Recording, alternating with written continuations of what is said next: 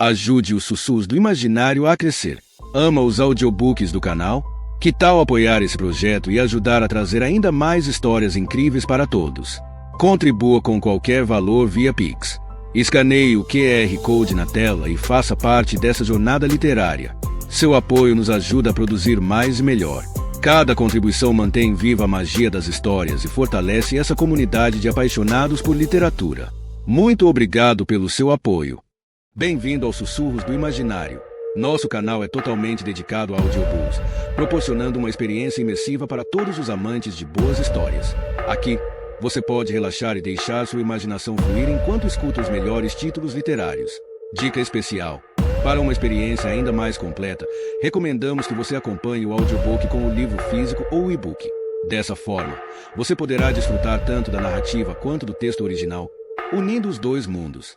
Pedimos desculpas especialmente aos deficientes visuais por quaisquer falhas que possam ocorrer nos audiobooks, como trechos em outras línguas, pequenos erros de narração ou tradução.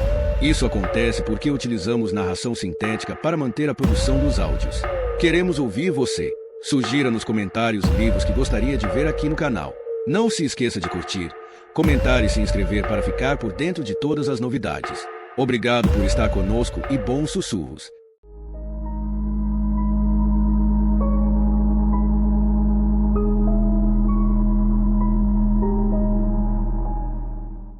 Coleção Risoli e Isis. Escrito por Tess Gerritsen. Livro 13. Capítulo 1. M. Deveria ter calçado as botas. Pensou ela ao deixar a biblioteca Snell e ver na camada de gelo e lama cobrindo o campus. Ao sair de casa naquela manhã para ir à universidade, os termômetros marcavam a temperatura amena de 10 graus. Parecia ser mais um da série de dias primaverais que a faziam acreditar que o inverno finalmente terminara, e ela fora para o campus vestindo calça jeans, casaco de moletom com capuz e sapatilhas novas cor-de-rosa, de couro macio. Mas, ao longo do dia, enquanto trabalhava em seu laptop na biblioteca, lá fora o inverno voltará com força total. Naquele momento já estava escuro. Com o vento gelado soprando pelo pátio, as calçadas logo cariam escorregadias como uma pista de patinação no gelo. Com um suspiro, fechou o zíper do casaco de moletom e colocou nos ombros a mochila pesada com os livros e o laptop. Não tem jeito. Vamos lá. Desceu com cuidado os degraus em frente à biblioteca e se viu com lama até os tornozelos. Com os pés agora molhados e doloridos por causa do frio, seguiu pelo caminho entre o Hyde Hall e o auditório Blackman. Bem, os sapatos novos estavam detonados. Que burrice. Era nisso que dava não verificar a previsão do tempo de manhã. Esquecera que março em Boston era brutal e podia partir o coração de uma garota. Chegou ao Ely Hall e parou de repente. Virou-se. Aquilo que tinha ouvido eram passos atrás dela. Por um momento, olhou para a passagem entre os dois prédios, mas viu apenas a rua sem saída deserta, reluzindo sob a luz dos postes. A escuridão e o mau tempo haviam esvaziado o campus, e ela já não ouvia mais passos, apenas a neve fraca caindo e o silvo distante dos carros passando pela Huntington Avenue. Apertou o moletom com mais força contra o corpo e continuou andando. O pátio do campus, coberto por uma camada de gelo, estava escorregadio e reluzente, e seus sapatos completamente inadequados esmagavam a frágil superfície congelada e afundavam em poças, respingando água gelada em sua calça jeans. Não sentia mais os dedos dos pés. Era tudo culpa do professor Arton.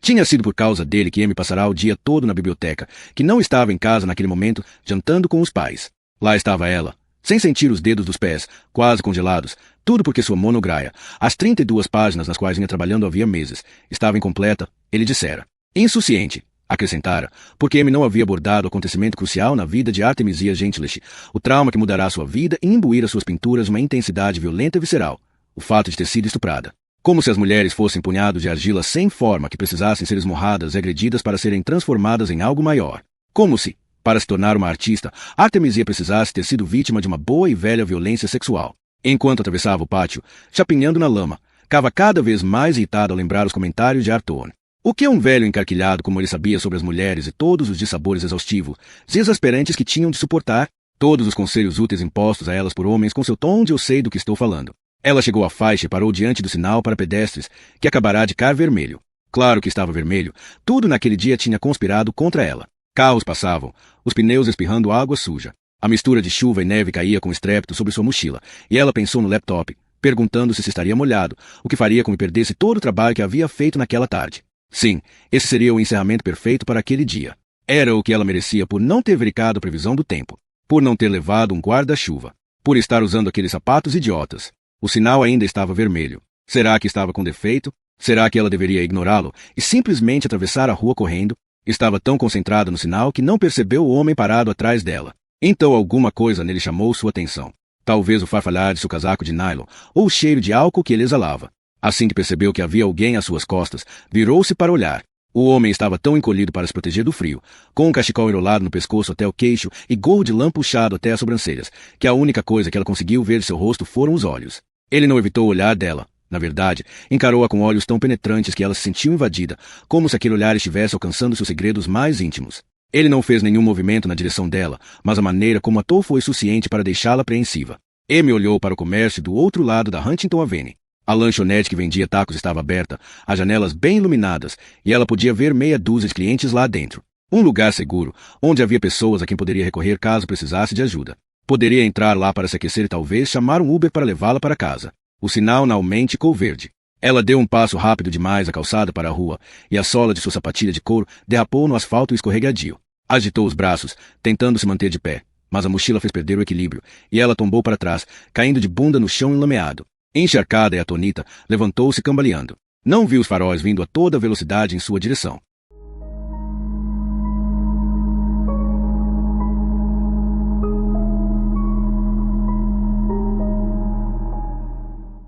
Capítulo 2. Angela. 2 meses depois. Se vir alguma coisa, comunique. Todos nós já ouvimos esse conselho tantas vezes na campanha antiterrorista, que sempre que notamos um pacote suspeito onde não deveria estar, ou avistamos o estranho à espreita no bairro, automaticamente prestamos atenção. Pelo menos comigo é assim. Ainda mais porque minha lhã, Jane, é policial, e meu namorado, Vince, é policial aposentado. Já ouvi todas as histórias tenebrosas deles, e se eu vir alguma coisa, pode apostar que vou comunicar a alguém. Portanto, cá de olho no bairro é algo natural para mim. Eu moro em Revere, que, a rigor, não faz mais parte da cidade de Boston. Na verdade, é como se fosse uma prima mais acessível ao norte. A minha rua é de casas modestas, dispostas lado a lado. Casas para começar, como Frank, que em breve será meu ex-marido, a chamou quando nos mudamos para cá, 40 anos atrás. Só que nunca nos mudamos para uma casa maior. Nem Agnes Kaminsky, que ainda mora na casa ao lado, nem Glenn Druckmeyer, que morreu na casa do outro lado da rua, o que tornou a dele o oposto de uma casa para começar. Ao longo dos anos, vi famílias chegarem e partirem. A casa direita da minha está mais uma vez desocupada e à venda, à espera da próxima família. À minha esquerda mora Agnes, que era minha melhor amiga até eu começar a namorar Vince Corsack, o que a deixou escandalizada, porque meu divórcio ainda não foi oficializado, de forma que me tornei uma pecadora aos olhos dela. Mesmo que tenha sido Frank quem me trocou por outra mulher, uma loira. O que realmente fez com que Agnes se voltasse contra mim foi o fato de eu aproveitar muito mais a vida agora que Frank foi embora. De eu gostar de ter um novo homem em minha vida e de beijá-lo no meu quintal. O que Agnes achou que eu deveria fazer depois que meu marido me deixou? Passar a me vestir toda de preto, como uma mulher virtuosa, e ficar sentada de pernas cruzadas até tudo lá embaixo secar? Ela e eu quase não nos falamos mais, mas não precisamos. Eu já sei o que ela faz o dia todo aqui do lado. As mesmas coisas que sempre fez. Fuma seu Virginia Slims, assiste ao canal de televendas QVC e deixa os legumes cozinharem demais. Mas quem sou eu para julgar? Do outro lado da rua, começando pela esquina, cá a casa azul de Léo e Lorelei Leopold, que moram aqui há mais ou menos 20 anos. Léo é professor de inglês na escola de ensino médio local, embora eu não possa dizer que somos próximos. Jogamos Scrabble juntos toda quinta-feira à noite, de forma que conheço bem a amplitude de seu vocabulário. Ao lado dos Leopold, a casa onde Glenn Druckmeyer morreu e que estava desocupada até pouco tempo para alugar. E ao lado dela, bem em frente à minha, mora Jonas, um solteirão de 62 anos e ex-membro das Forças Especiais da Marinha, que se mudou para cá há 6 anos. Recentemente, Lorelei o convidou para as noites de Scrabble na minha casa, o que deveria ter sido uma decisão coletiva. Mas Jonas acabou se mostrando um excelente acréscimo ao grupo. Ele sempre traz uma garrafa de Cabernet Eco Domani, tem um bom vocabulário e não tenta introduzir sorrateiramente palavras estrangeiras, o que deveria ser proibido. Anal, Scrabble é um jogo americano. Tenho de admitir que ele também é um cara bonito. Infelizmente, ele sabe disso e gosta de cortar a grama de seu jardim sem camisa, com o peito estufado e os bíceps salientes. Óbvio que não consigo deixar de observá-lo, e ele sabe disso também. Ao me ver na janela, faz questão de acenar para mim, o que, por sua vez, faz com que Agnes Kaminsky ache que está acontecendo alguma coisa entre nós, mesmo que isso não seja verdade. Sou apenas uma vizinha simpática, e quando alguém se muda para nossa rua, sempre sou a primeira a aparecer com um sorriso e um pão de abobrinha. As pessoas gostam, me convidam para entrar, me apresentam seus yos, me contam de onde são e o que fazem da vida. Pedem recomendação de encanador ou dentista. Trocamos números de telefone e prometemos nos encontrar em breve. Sempre foi assim, com todos os meus vizinhos. Até os Greens se mudarem para cá. Eles alugaram o número 2533, a casa amarela onde Glenn Druckmeyer morreu. A casa estava desocupada havia alguns meses, e fico feliz que finalmente esteja sendo habitada outra vez. Não é bom para uma casa permanecer vazia por muito tempo, Isso acaba se retindo em toda a rua, dando a impressão de que é uma área residencial indesejável. No dia em que vejo o pequeno caminhão com a mudança dos Green estacionar diante da casa, tiro automaticamente um dos meus famosos pães de abobrinha do congelador. Enquanto o pão descongela, na varanda, tentando dar uma espiada nos novos vizinhos. Vejo o primeiro marido, que sai pelo lado do motorista, alto, loiro, musculoso. Não sorri. Esse é o primeiro detalhe que me chama a atenção. Ao chegar em sua nova casa, você não deveria estar sorrindo. Em vez disso, ele examina friamente a vizinhança, virando a cabeça de um lado para o outro, os olhos escondidos por trás de óculos escuros espelhados. Eu aceno, mas ele não retribui minha saudação de imediato. Por um momento, limita-se a ficar parado, olhando para mim. Finalmente, levanta a mão em um cumprimento mecânico, como se um chip em seu cérebro computadorizado tivesse analisado a situação e decidido que a resposta correta seria acenar de volta. Tudo bem, acho. Talvez a esposa seja mais simpática. Ela sai pelo lado do carona, do pequeno caminhão de mudança. 30 e poucos anos, cabelo loiro muito claro, corpo esbelto, vestindo calça jeans. Também dá uma conferida na rua, mas com olhares rápidos e bruscos, como um esquilo. Aceno para ela, que retribui com um aceno hesitante. Isso é convite suficiente para mim. Atravesso a rua. Permitam que eu seja a primeira a lhes dar boas-vindas ao bairro. Digo, é um prazer conhecê-la. Retribui ela, e olha para o marido, como se pedisse permissão para continuar falando. Meus instintos me dizem que há alguma coisa errada com esse casal. Percebo a tensão entre eles e logo penso em todas as razões pelas quais um casamento pode fracassar. Eu que o diga. Meu nome é Angela Risoli, digo. E você é? Eu sou Kerry. E este é o Matt. A resposta sai meio vacilante, como se ela tivesse que pensar em cada palavra antes de dizê-la. Moro aqui na rua há 40 anos, então se precisarem saber alguma coisa sobre a região, qualquer coisa, podem me perguntar. Fale um pouco sobre os nossos vizinhos, pede Matt e olha de relance para o número 2535, a casa azul ao lado. Como eles são? Ah, quem mora aí são os Leopold, Léo e Lorelei. Léo é professor de inglês na escola pública de ensino médio e Lorelei é dona de casa. Estão vendo como o gramado deles é bem cuidado? Léo é bom nisso, não deixa nenhuma erva daninha crescer no jardim.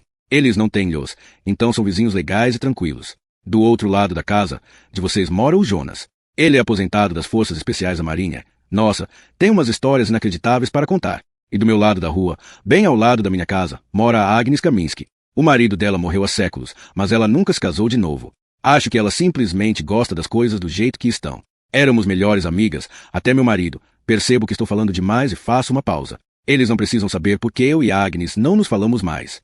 Tenho certeza de que em breve vão ficar sabendo por ela mesma. Então, vocês têm os? Pergunto. Uma pergunta simples, mas Kerry olha para o marido novamente, como se precisasse da permissão dele para responder. Não, responde ele. Ainda não. Então não vão precisar de indicação de babá. Está cada vez mais difícil encontrar uma, de qualquer maneira. Eu me viro para Kerry. Bem, tenho um pão de abobrinha delicioso descongelando na minha cozinha. Minha receita é famosa, embora eu seja suspeita para falar. Vou lá pegar agora mesmo. Ele responde pelos dois. É muita gentileza da sua parte, mas não, obrigado. Somos alérgicos à abobrinha, a glúten. Nada de produtos que contenham trigo. Ele coloca a mão no ombro da mulher e a empurra gentilmente, mas com reza, em direção à casa. Bem, temos que nos instalar. Até logo, senhora. Os dois entram em casa e fecham a porta. Observo o pequeno caminhão de mudança, que eles ainda nem descarregaram. Qualquer outro casal estaria ansioso para levar tudo para dentro de casa, não? A primeira coisa que eu faria seria desempacotar minha cafeteira e minha chaleira. Mas não, Kerry e Matt Green deixaram tudo no caminhão. Durante toda a tarde, o caminhão cai estacionado na rua, com as portas trancadas. Só depois de escurecer é que ouço barulho metálico e espio do outro lado da rua, onde vejo a silhueta do marido parado atrás do veículo. Matt entra na traseira e um momento depois dessa rampa de costas, puxando um carrinho carregado de caixas. Porque ele esperou até escurecer para descarregar a mudança. O que não quer que os vizinhos vejam? Não devia haver muita coisa, pois ele leva apenas 10 minutos para terminar o trabalho. Tranca o caminhão e entra em casa. Lá dentro, as luzes estão acesas, mas não consigo ver nada porque as persianas estão fechadas. Ao longo das 4 décadas que vivi nesta rua, tive como vizinhos, alcoólatras, adúlteros e até mesmo um sujeito que batia na mulher. Talvez 2. Mas nunca conheci um casal tão reservado quanto Kerry e Matt Green. Talvez eu tenha sido muito invasiva.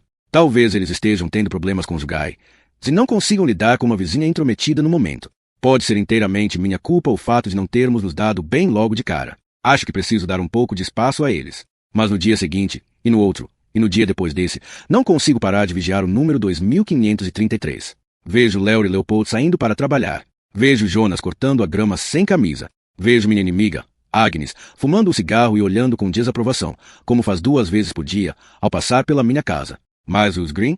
Eles passam furtivamente por mim, como espectros. Tenho apenas um breve vislumbre dele ao volante de um Toyota preto enquanto entra na garagem. Eu o espio instalando persianas nas janelas do andar de cima. Vejo a FedEx entregar um pacote na casa deles, que o motorista me disse ter sido enviado pela BH Foto, da cidade de Nova York. Nunca é demais saber que o entregador da FedEx do seu bairro adora pão de abobrinha. O que não vejo é qualquer sinal de que essas pessoas tenham emprego. Eles têm uma rotina irregular, com idas e vindas sem constância aparente, agindo como se fossem aposentados. Pergunto aos Leopoldo e a Jonas sobre eles, mas meus vizinhos sabem tanto quanto eu.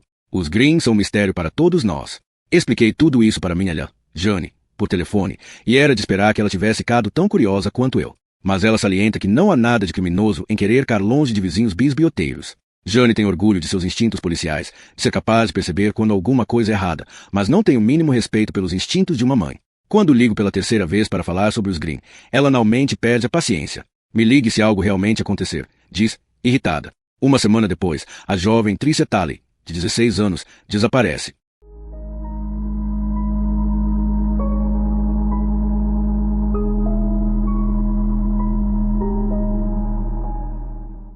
Capítulo 3. Journey. Bolhas subiam em espiral por um castelo cor-de-rosa da Cinderela, balançando uma oresta de algas marinhas de plástico em meio às quais havia um baú de pirata transbordando de pedras preciosas. Uma sereia com cabelos ruivos ondulantes estava reclinada em sua cama de concha, cercada por uma legião de admiradores crustáceos.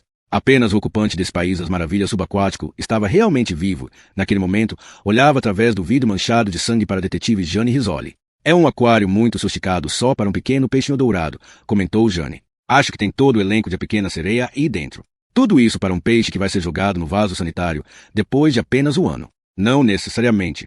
Isso é um fantail, explicou a doutora. Maura Isis. Teoricamente, um peixe como esse pode viver 10 ou 20 anos. O mais velho já registrado viveu 43 anos. Através do vidro, Jane via a silhueta aquosa de Maura, que estava agachada do outro lado do aquário, examinando o corpo de sua Soares, de 52 anos. Mesmo às 10h45 de uma manhã de sábado, Maura conseguia parecer elegante sem fazer nenhum esforço, uma habilidade que Jane nunca tivera. Não eram apenas os terninhos sob medida e o cabelo preto com corte geométrico. Não, havia algo na personalidade de Maura. Para a maioria dos policiais de Boston, ela era uma gura intimidante, com seu batom vermelho sangue, uma mulher que usava o intelecto como escudo. E esse intelecto estava agora totalmente empenhado em decifrar a linguagem na morte, nas lesões e nos respingos de sangue. Sério? Peixinhos dourados podem mesmo viver 43 anos? Perguntou Jane. Pode conferir. Por que você guarda essa informação completamente inútil? Nenhuma informação é inútil. É só uma chave esperando a fechadura certa. Bem, vou pesquisar. Porque todos os peixinhos dourados que eu tive morreram em menos de um ano. Sem comentários. Jane se levantou e se virou para examinar mais uma vez a modesta casa da mulher que tinha vivido e morrido ali. Sou a Soares. Quem era você? Jane leu as pistas nos livros nas prateleiras, nos controles remotos alinhados na mesa de centro. Uma mulher metódica, que gostava de tricotar, a julgar pelas revistas na mesinha de canto. A estante estava repleta de livros de enfermagem e de romances melosos, o material de leitura de uma mulher que via a morte no trabalho, mas ainda assim queria acreditar no amor. E num canto, em uma mesinha adornada com oures de plástico de cores vivas, como em um altar, a foto de um homem sorridente e de olhos brilhantes, com uma bela cabeleira preta caindo sobre a testa. Um homem cuja presença fantasmagórica ainda pairava em todos os cômodos daquela casa. Na parede, logo acima do santuário do falecido, estava pendurada uma foto do casamento da jovem Soa e de seu marido, Tony. No dia em que se casaram, a alegria iluminava o rosto dos dois. Naquele dia, provavelmente acreditaram que teriam muitos anos felizes pela frente, ao longo dos quais envelheceriam juntos. Mas, no ano anterior, a morte levará o marido. E, na noite anterior, um assassino fora atrás de Soa. Jane foi até a porta da frente, onde havia um estetoscópio enrolado no chão, coberto de respingos de sangue. É aqui que o ataque começa. O assassino já estava esperando quando ela entrou pela porta na noite anterior? Ou será que foi pego de surpresa ao ouvir a chave na fechadura e entrou em pânico ao perceber que estava prestes a ser agrado? O primeiro golpe não é fatal. Ela ainda está viva. Ainda está consciente. Jane seguiu o rastro de sangue no chão, evidências da tentativa desesperada da vítima de escapar do agressor. Começava na porta da frente, atravessava a sala de estar, passando junto ao aquário com seu borbulhar suave. E é aqui onde tudo termina, pensou Jane, olhando para o corpo. Soa Soares estava deitada de lado no chão de ladrilho, as pernas dobradas junto ao corpo, como um bebê no útero. Vestia o uniforme azul de enfermeira, o crachá do hospital ainda preso na blusa. S. Soares, enfermeira. Havia um reilo de sangue em torno do crânio esmagado, e o rosto sofrera tantos golpes que estava destroçado e irreconhecível. Um triste resquício do rosto que irradiava felicidade na foto do casamento.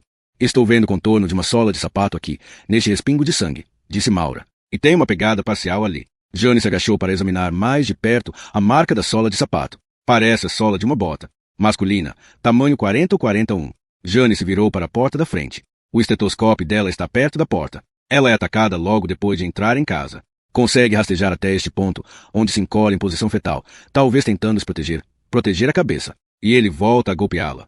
Já encontraram a arma? Não. O que devemos procurar? Maura se ajoelhou ao lado do corpo, com a mão enluvada, afastou com cuidado os cabelos da morta para expor o couro cabeludo. Essas lesões são bem denidas. Circulares. Acho que vocês deveriam procurar um martelo de cabeça chata. Não encontramos nenhum martelo. Com ou sem manchas de sangue. O parceiro de Jane, Belry Frost, surgiu, vindo do quarto nos fundos. Seu rosto, em geral pálido, estava num tom de escarlate preocupante por causa de queimaduras de sol, consequência de sua ida à praia sem chapéu no dia anterior. Jane gemeu só de olhar para ele. Não encontrei a bolsa nem o celular dela, disse ele. Mas encontrei isto. Estava ligado na tomada do quarto. Ele mostrou um carregador. Parece ser de um laptop da Apple. E cadê o laptop?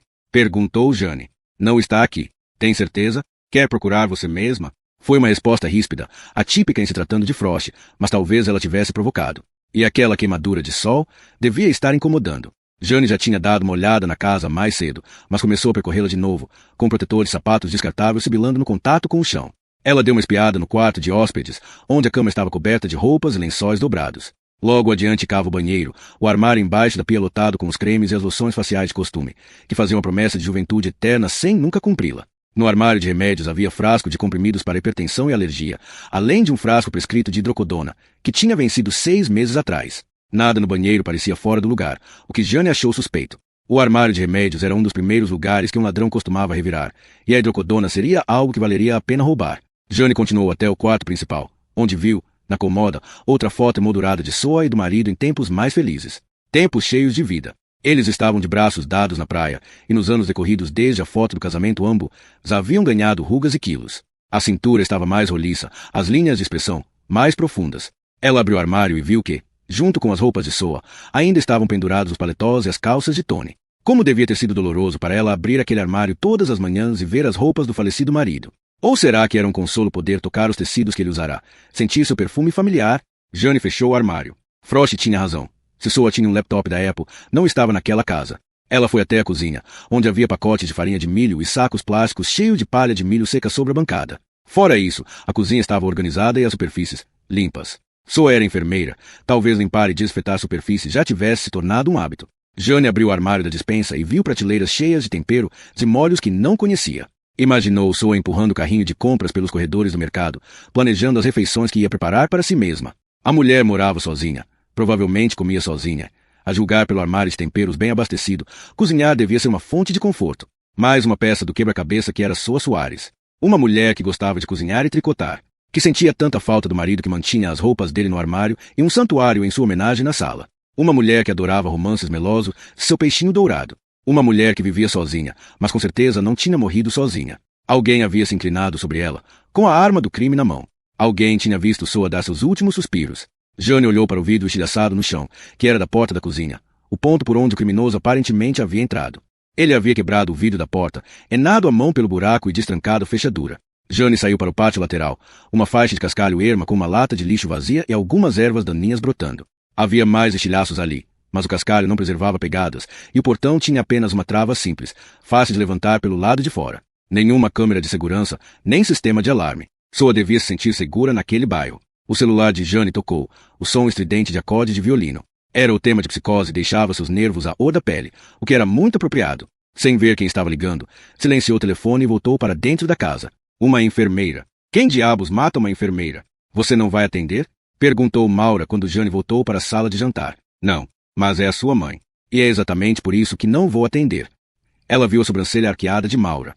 É a terceira vez que ela me liga hoje. Eu já sei o que ela vai dizer. Que tipo de policial você é se não dá a menor importância a um sequestro? Alguém foi sequestrado? Não. É só uma garota do bairro dela que fugiu de casa. Não é a primeira vez que ela faz isso. Tem certeza de que é só isso? Eu já falei com a polícia de Revere, e agora é com eles. Não precisam que eu me intrometa. Jane olhou de novo para o corpo. Já tenho problemas suficientes. Detetive Rizzoli chamou uma voz. Jane se virou e viu um policial parado na porta da frente. O que foi?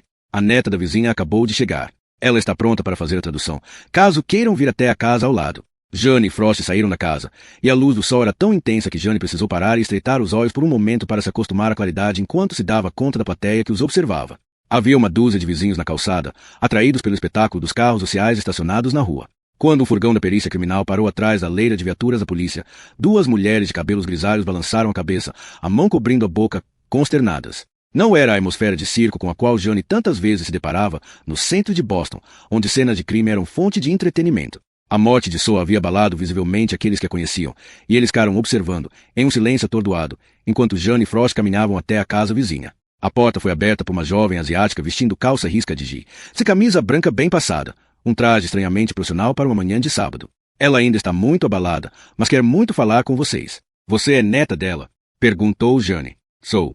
Lena Leung. Fui eu que liguei para a polícia. Minha avó ligou para mim primeiro, em pânico, e me pediu para chamar a polícia porque ela não se sente segura para se comunicar em inglês. Eu teria chegado mais cedo para servir de intérprete, mas tive que encontrar um cliente no centro da cidade. Em uma manhã de sábado, alguns dos meus clientes não têm tempo durante a semana. Sou advogada especialista em imigração e represento muitas pessoas que trabalham em restaurantes. Sábado de manhã é o único horário em que eles estão livres para me encontrar. A gente faz o que tem que fazer. Lena fez um gesto para que eles entrassem. Ela está na cozinha. Jane e Frost passaram pela sala de estar, onde o sofá xadrez parecia imaculado sob a capa de plástico. Na mesinha de centro havia uma fruteira com frutas esculpidas em pedra, maçãs cor de jade e uvas de quartzo rosa. Frutas eternamente reluzentes, que nunca iam apodrecer. Quantos anos sua avó tem? Perguntou Frost ao seguir Lena até a cozinha. 79. E ela não fala nada de inglês? Ah, ela entende muito mais do que parece, mas tem vergonha de falar. Lena parou no corredor e apontou para uma foto na parede. Esses são minha avó, meus pais e eu, quando eu tinha 6 anos. Meus pais moram em Plymouth e vivem insistindo para ela ir morar com eles, mas minha avó se recusa. Vive nesta casa há 45 anos e não está disposta a abrir mão de sua independência. Lena encolheu os ombros. Ela é teimosa. Fazer o quê? Na cozinha. Encontraram a senhora Leon sentada à mesa com a cabeça entre as mãos, os cabelos grisalhos despenteados como a penugem de um dente de leão. Diante dela, havia uma xícara de chá, exalando vapor com aroma de jasmim. Nai, nai, disse Lena. Lentamente, a senhora Leon olhou para os visitantes, com os olhos vermelhos de tanto chorar. Apontou para as outras cadeiras, e todos se sentaram. Lena se acomodou ao lado da avó. Primeiro, Lena, pode nos contar o que sua avó disse para você ao telefone? Pediu Frost, pegando o bloquinho de anotações. Ela me disse que ela e Soa tinham combinado de se encontrar hoje de manhã. Mas quando minha avó foi até a casa dela e tocou a campainha, ninguém atendeu. A porta não estava trancada, então ela entrou. Viu sangue. Em seguida, viu Soa. Que horas foi isso? Lena perguntou à avó, e a senhora Leon respondeu com um longo ucho de palavras em mandarim que evidentemente correspondiam a mais do que apenas a hora do dia. Pouco antes das 8 da manhã, respondeu Lena. Elas iam preparar tamales juntas. Costumam fazer isso em janeiro, mas fazia pouco tempo que Tony tinha morrido, e Soa ainda estava muito abalada. Você está falando do Sr. Soares? Perguntou Jane. Como ele morreu? Foi um AVC hemorrágico. Ele foi operado, mas não recobrou a consciência.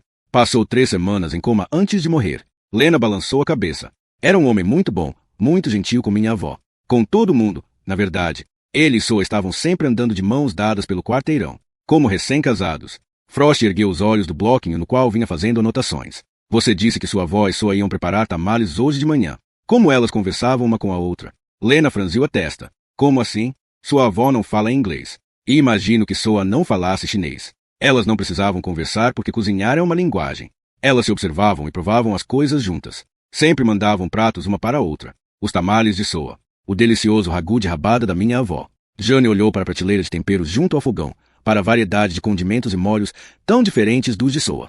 Lembrou-se dos pacotes de farinha de milho na cozinha da mulher morta e imaginou as duas sentadas lado a lado, embrulhando massa de milho cozida em palha de milho, rindo e tagarelando em línguas diferentes, mas se entendendo com perfeição. Jane observou enquanto a senhora Leon enxugava o rosto, deixando manchas molhadas nas faces, e pensou na própria mãe, que também se aferrava à própria independência e morava sozinha. Pensou em todas as outras mulheres daquela cidade que ficavam sozinhas em casa à noite. Mulheres que viviam com medo do barulho de vidros se quebrando e de passos desconhecidos. Ontem à noite sua avó por acaso ouviu algo incomum? Uma voz ou um ruído suspeito. Antes que Lena pudesse traduzir, a senhora Leon já estava balançando a cabeça. Obviamente havia entendido a pergunta e respondeu com outro longo ucho de palavras em mandarim. Ela disse que não ouviu nada, mas sempre vai dormir às 10, disse Lena. Soa trabalhava no turno da noite no hospital e costumava chegar em casa por volta das 11h30, meia-noite. A essa altura, minha avó já costuma estar dormindo. Lena fez uma pausa quando a senhora Leon falou novamente. Ela está perguntando se foi nessa hora que aconteceu. Logo depois que ela chegou em casa. Acreditamos que sim, respondeu Jane. Foi um assalto? porque houve algumas invasões de domicílio no bairro recentemente. Quando foram essas invasões? Perguntou Frost. Teve uma há alguns meses, no outro quarteirão.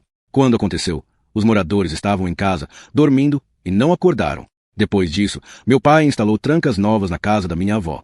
Acho que sua não teve tempo de fazer o mesmo nas portas da casa dela. Lena olhou para Jane e em seguida para Frost. Foi isso que aconteceu? Alguém entrou na casa de sua para roubar e ela chegou bem na hora? Há objetos faltando na casa dela, respondeu Jane. A bolsa e o celular. E possivelmente um laptop. Sua avó sabe se sua tinha um? Seguiu-se um diálogo rápido em mandarim. Tinha, respondeu Lena. Minha avó disse que sua estava usando o laptop na cozinha semana passada. Ela pode descrever esse laptop, a cor, a marca? Ah, duvido que ela saiba identificar a marca. Maçã, disse a senhora Leung, e apontou para uma tigela de frutas na bancada. Frost e Jane se entreolharam, surpresos. A mulher tinha acabado de responder a pergunta deles. Frost pegou o celular e apontou para a logomarca na parte de trás. Uma maçã como esta? Era um computador da Apple? A mulher fez que sim com a cabeça. Apple. Lena riu. Eu disse que ela entende mais do que parece. Ela pode nos dar mais informações sobre o computador? A cor? Era antigo, novo? Jamal, disse a avó. Ele ajuda ela a comprar. Tudo bem, disse Frost, escrevendo o nome no bloco de anotações. Em que loja Jamal trabalha? A senhora Leon balançou a cabeça. Frustrada, virou-se e disse algo à neta. Ah, esse Jamal, disse Lena. É um garoto que mora na nossa rua, Jamal Bard. Ele ajuda muitas senhoras mais velhas do bairro. Vocês sabem, quando elas têm dificuldade de ligar a TV. É com ele que vocês têm que falar sobre o computador. Vamos falar, disse Frost, fechando o bloquinho de anotações. E ela disse para colocar chá verde gelado e pomada de calêndula, detetive. O quê? Na sua queimadura de sol. A senhora Leung apontou para o rosto dolorosamente vermelho de Frost. Se sentir muito melhor, disse ela, e pela primeira vez conseguiu sorrir.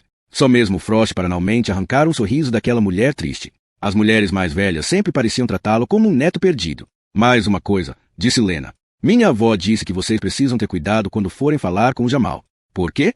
Perguntou Jane. Porque vocês são policiais. Ele tem alguma coisa contra policiais? Não, mas a mãe dele tem.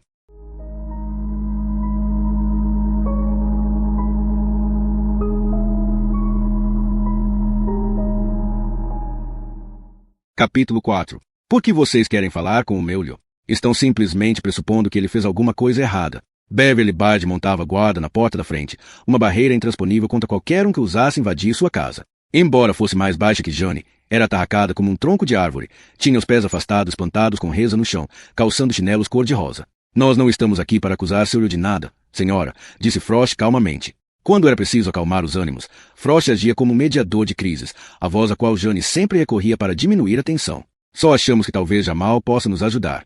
Ele tem só 15 anos.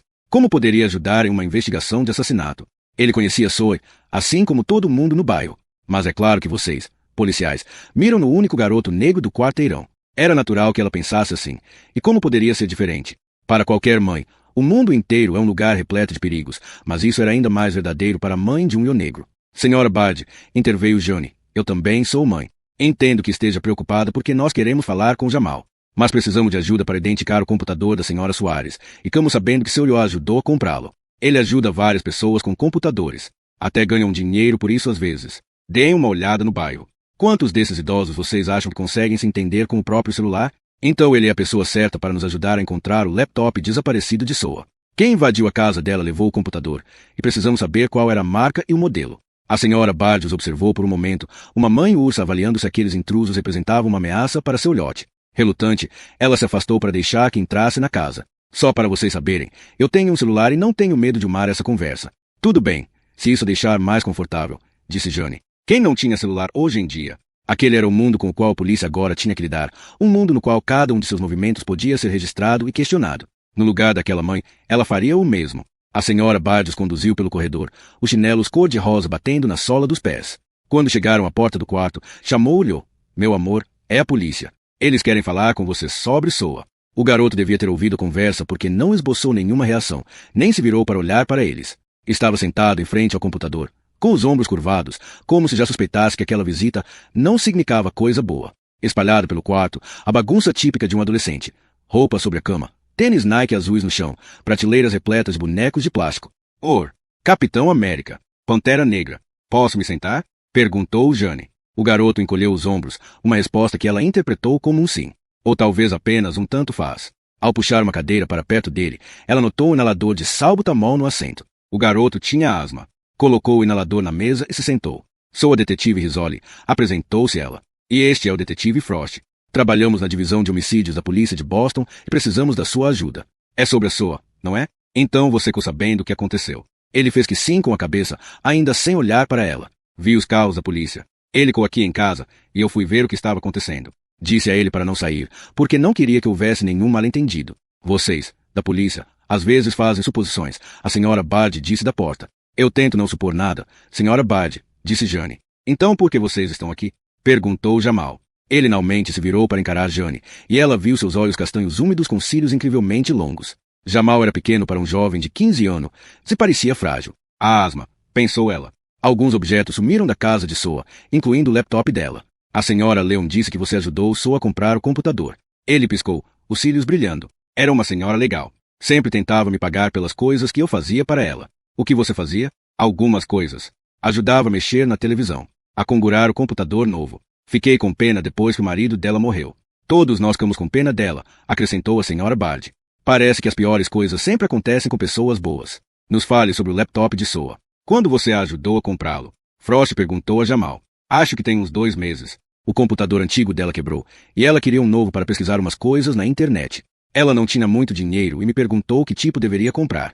Muitas senhoras do bairro pedem ajuda ao Jamal, explicou a senhora Bard com uma ponta de orgulho. Ele é o especialista em tecnologia da vizinhança. Então, onde ela comprou o computador? Perguntou Frost. Eu encontrei um para ela no eBay. Foi super barato. Um MacBook Air 2012 por $150.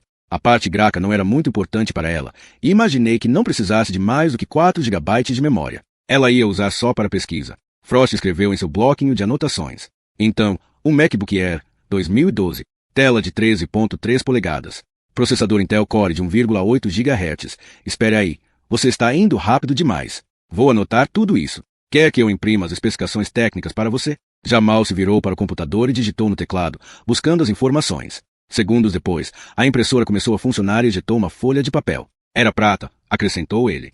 E você disse que custou só $150? Perguntou Jane. Isso, ela venceu o leilão, e o vendedor tinha boas avaliações. Quando ela recebeu o computador, eu fui até lá e ajudei a configurar o Y dela também. Nossa, disse Jane. Quem me dera ter alguém assim nos meus contatos de emergência. Pela primeira vez, Jamal sorriu, mas com hesitação. Ainda não conava neles. Talvez nunca conasse de verdade. Algumas das senhoras pagam, sabe? Então a ajuda dele não seria gratuita, interveio a senhora Bard. Mas nunca pedi a Soa que me pagasse, explicou Jamal. Ela ia me dar os tamales em vez de dinheiro. Aquela mulher fazia uns tamales deliciosos, comentou a senhora Bard. Tamales que nunca chegaram a ser feitos naquele dia, pensou Jane. Às vezes eram pequenas coisas, como tamales, que uniam um bairro. E o celular dela, Jamal? Perguntou Frost. Você se lembra dele? Jamal franziu a testa. O celular também sumiu? Sumiu. Estranho. Porque era só um Android antigo que ela tinha fazia séculos. Soa estava com dificuldade de usar, por causa da visão. Por isso ela precisava do laptop para fazer as pesquisas. Que tipo de pesquisa? Ela estava tentando encontrar umas reportagens de jornal antigas. É difícil fazer isso em um celular pequeno quando você não enxerga bem. Frost virou uma nova página em seu bloquinho de anotações e continuou escrevendo. Então era um Android antigo. De que cor? Eu só sei que tinha uma capa azul com vários peixes tropicais. Ela gostava de peixes. Capa azul com peixes tropicais. Certo, disse Frost e fechou o bloquinho. Obrigado. Jamal soltou um suspiro, claramente aliviado porque o interrogatório tinha terminado. Mas não tinha. Havia mais uma pergunta que Jane precisava fazer. Não quero que você interprete o que vou perguntar da maneira errada, Jamal, disse ela. Mas preciso ser minuciosa. Você pode nos dizer onde estava ontem, por volta da meia-noite? Em um instante, foi como se uma nuvem tivesse encoberto seu rosto. Com aquela única pergunta, ela destruíra qualquer relação de confiança que pudessem ter estabelecido com ele. Eu sabia, sibilou a senhora Bard, indignada. Por que vocês querem saber onde ele estava? Então foi para isso que vieram aqui, não foi? Para acusá-lo? Não, senhora Bard. É só uma pergunta de rotina. Nunca é rotina. Vocês estão procurando motivo para culpar Meulio, mas ele nunca faria mal à Soa. Ele gostava dela. Todos nós gostávamos. Eu entendo, mas, e já que querem saber, vou contar de uma vez. Estava quente ontem à noite, e Meulio não cai bem quando faz muito calor. Teve uma forte crise de asma. A última coisa que passaria pela cabeça dele seria sair pela nossa rua e fazer mal a alguém. Enquanto a mãe falava, furiosa, Jamal não disse nada, apenas ficou sentado com as costas rígidas, os ombros retos, mantendo a dignidade e silêncio.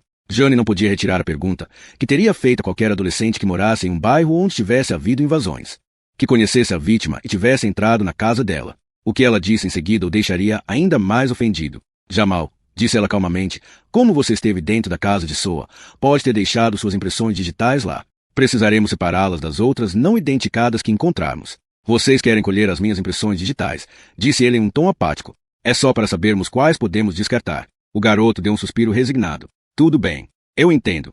Um perito papiloscopista vai vir até aqui para coletá-las. Jane olhou para a mãe dele. Seu olho não está entre os suspeitos, senhora Bard. Pelo contrário, foi de grande ajuda para nós. Então, obrigada. Obrigada aos dois. Ah, claro, zombou a mulher. Sei. Quando Jane se levantou para ir embora, Jamal perguntou. E o Henry? O que vai acontecer com ele? Jane balançou a cabeça. Henry? O peixe. Soa não tem família.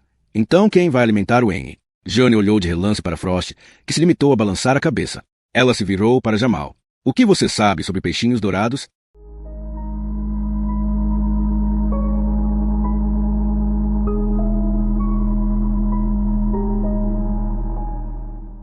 Capítulo 5. Na experiência de Jane, hospitais eram lugares onde coisas ruins aconteciam. O nascimento de sua filha, Regina, 4 anos antes, um acontecimento que deveria ter sido alegre, acabará marcado pelo medo e pela dor, um pesadelo que havia terminado em tiroteio e derramamento de sangue. As pessoas vêm para cá para morrer, pensou ela ao entrar com Frost no Hospital Pilgrim e tomar o elevador para a UTI cirúrgica, no 6º andar. Durante a pandemia, quando a Covid-19 varrera a cidade, aquele de fato tinha sido o lugar aonde as pessoas iam para morrer, mas naquela noite de domingo, uma tranquilidade sinistra reinava na UTI. Havia uma única funcionária no balcão de atendimento, onde 6 monitores exibiam os sinais vitais dos pacientes. Detetives Isoli e Frost, polícia de Boston, anunciou Jane, mostrando distintivo à funcionária. Precisamos falar com os colegas de trabalho de Soa Soares. Todas as pessoas que trabalhavam com ela. A mulher assentiu. Nós achamos que vocês viriam.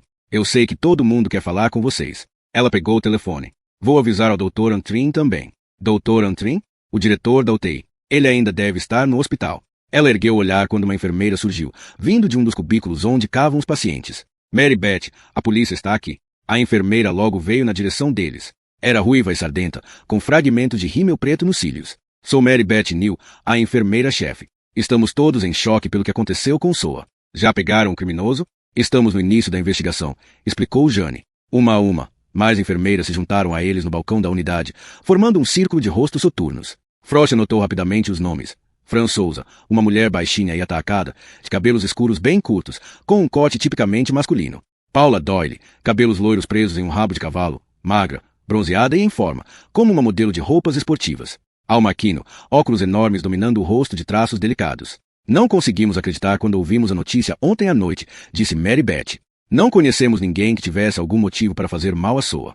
Mas infelizmente alguém fez, disse Jane. Então era alguém que não a conhecia.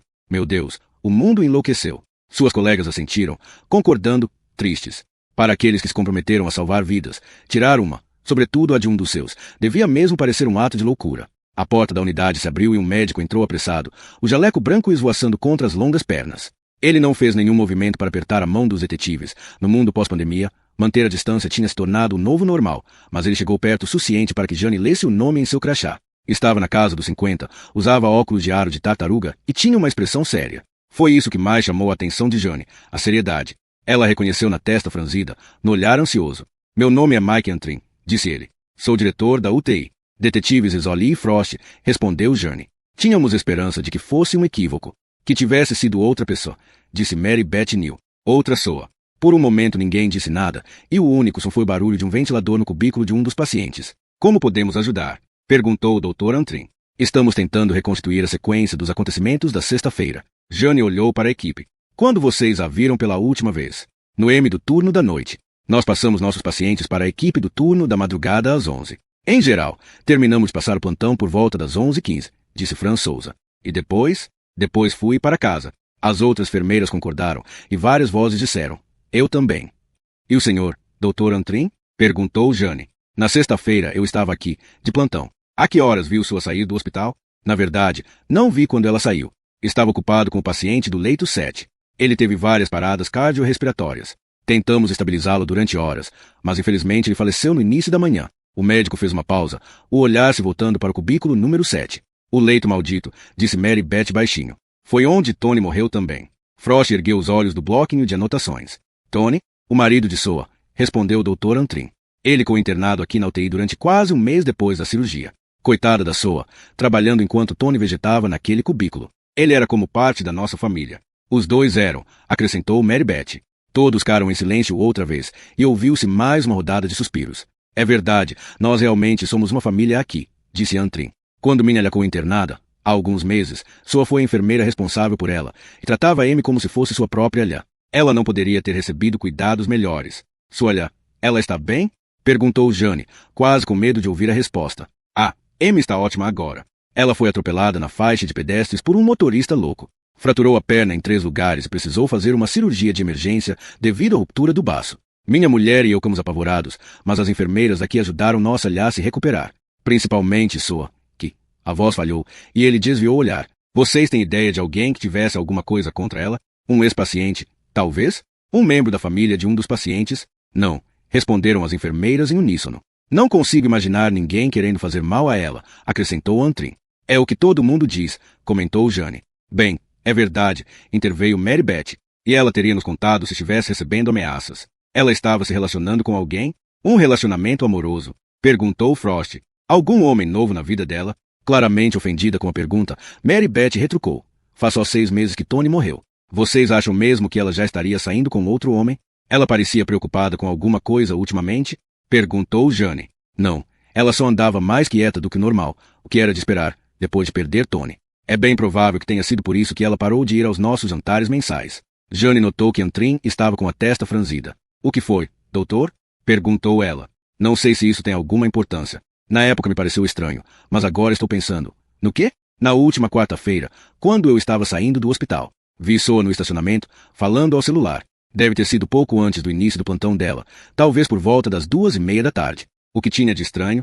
Ela parecia chateada, como se tivesse acabado de receber uma má notícia. Eu só ouvi. Tem certeza? Tem certeza de que é isso mesmo? O senhor ouviu mais alguma coisa da conversa? Não. Quando me viu, ela desligou, como se não quisesse que ninguém a ouvisse. O senhor sabe com quem ela estava falando? Ele balançou a cabeça. Vocês devem ter acesso aos registros telefônicos dela. Não conseguem descobrir? Ainda estamos aguardando o registro de chamadas da operadora de celular. Mas, sim, vamos descobrir. Só me pareceu estranho. Sabe? Todos nós a conhecemos há 10, 15 anos, desde que ela começou a trabalhar aqui no Pilgrim. E não consigo imaginar nenhuma razão para ela esconder algo de nós. Que segredos uma enfermeira viúva de 52 anos poderia estar escondendo? Jane se perguntou. Soa não tinha antecedentes criminais, nem sequer uma multa pendente por estacionar em lugar proibido. Durante a busca na casa dela, não tinham encontrado drogas ilícitas nem dinheiro escondido, e o saldo da conta bancária era modesto. Talvez o segredo não fosse sobre ela. E o marido dela, Tony? Perguntou Jane. Com o que ele trabalhava? Era carteiro, respondeu Mary Beth. Depois de 30 anos, ainda adorava o trabalho. Gostava de conversar com as pessoas no itinerário dele. Gostava até dos cachorros delas, e os cachorros também o amavam. Não, eles amavam os biscoitos que ele dava, disse Fran Souza com uma risada triste. Tony sempre tinha um saco de biscoitos para cachorro no furgão dos correios. Mas ele gostava de cachorros de verdade. Os dois gostavam. Depois que Tony morreu, Soa começou a falar sobre ter talvez um bom e velho Golden Retriever. Mas depois ela achou que não seria justo com o cachorro, que ficaria sozinha em casa enquanto ela trabalhava. Mary Beth fez uma pausa. Que pena que ela não arrumou um cachorro. Talvez nada disso tivesse acontecido. Foi rápido? Ela sofreu? Perguntou Fran baixinho.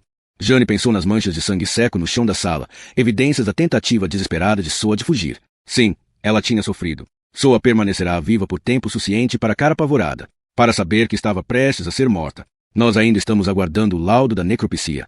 Ela se limitou a dizer. É Maura Isis quem vai realizá-la? Perguntou o Dr. Antrim. Jane olhou para ele, surpresa. O senhor conhece a doutora Isis? Ah, sim.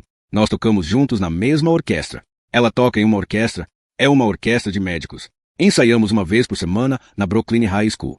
Ela é nossa pianista e é muito boa. Eu sabia que ela tocava piano, mas não sabia da orquestra. Somos apenas amadores, mas nos divertimos. Vocês deveriam ir ao nosso concerto daqui a algumas semanas. Sou um humilde segundo violino, mas a Maura, ela é uma musicista de verdade e vai ser a solista. E não me contou nada. O que mais Maura estaria escondendo dela? Jane se perguntou enquanto ela e Frost desciam de elevador até o primeiro andar e atravessavam o estacionamento em direção ao carro dela. Era algo sem importância, mas ainda assim a incomodava. Ela sabia que Maura era reservada, mas as duas eram amigas havia anos. Tinham passado por coisas terríveis juntas, e não havia nenhuma experiência capaz de estabelecer uma ligação mais profunda entre duas pessoas como enfrentar a morte lado a lado. Ela se sentou ao volante e olhou para Frost. Por que ela não nos contou? Quem? Maura. Porque ela não contou que tocava em uma orquestra. Frost encolheu os ombros. Você conta tudo a ela. Não, mas isso é diferente. Um concerto é uma coisa importante. Talvez ela tenha vergonha de ter mais uma coisa que ela sabe fazer e eu não? Ele riu. Está vendo? Você acha isso irritante, não acha? Fico mais irritado por ela não ter me contado. O celular dela tocou. O som enervante de violinos. Outra coisa que me irrita. Você não vai atender? Porque ela vai continuar ligando. Resignada, Jane pegou o celular. Oi, mãe. Estou ocupada agora. Você está sempre ocupada. Quando podemos falar? É sobre Tricia Talley de novo? Você sabe o que aquele detetive de Revere disse. Ele disse a Jack que, quando o dinheiro acabar, Tricia volta para casa. Quem diz uma coisa dessas à mãe de uma adolescente desaparecida? Estou dizendo que a polícia não está levando isso a sério. Ao contrário das últimas 3 vezes que Tricia fugiu de casa, a coitada da Jack está desesperada. Quer falar com você. Temos que deixar a polícia de Revere cuidar disso, mãe. Eles não vão gostar se eu interferir. Interferir em quê? No completo descumprimento do dever da parte deles? Jane, você conhece o Staley praticamente desde que nasceu. Tomou conta daquela garota quando ela era pequena. Não pode ignorar o caso de uma pessoa desaparecida só porque está envolvida em outra coisa mais importante. Um cadáver não é uma coisa, mãe. Bem, a essa altura, Tricia pode ser um cadáver. Será que vai ser necessário que isso aconteça para despertar o seu interesse? Jane esfregou a têmpora, tentando afastar uma dor de cabeça incipiente. Está bem, está bem. Vou aí amanhã. A que horas? À tarde. Tenho que assistir a uma necropsia. E preciso investigar um monte de coisas também. Ah, e sabe aqueles vizinhos novos do outro lado da rua? Os Green? Você ainda está espionando eles? Tenho ouvido uns barulhos muito estranhos vindo da casa deles. Você sabe que o Departamento de Segurança Interna recomenda. Se vir alguma coisa, comunique. Bem, só estou comunicando. Mãe. Você sempre faz isso.